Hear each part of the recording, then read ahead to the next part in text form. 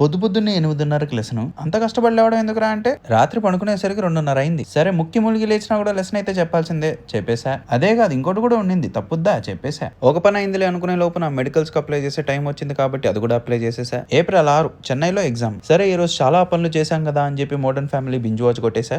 Evening routine మీకు తెలిసిందే, అమ్మ చేతి కాఫీ. ఇంక ఈ రోజు ఎందుకు బ్రౌనీ క్రేవింగ్ వస్తే అది చేసుకున్నా. అవును నేనే. అందుకే సంక నాకింది. చూడడానికి బానే ఉంది కదరా అంటే, పైనుంచి చూడడానికి బానే ఉంది. లోపల అదేమన్నా అంటే ఎంత తింటే బరువెట్ట దగ్గుతావరా అంటారు. అందుకే ఈరోజు వెయిట్ చూసుకోలే, స్నానం అయితే చేసేసా.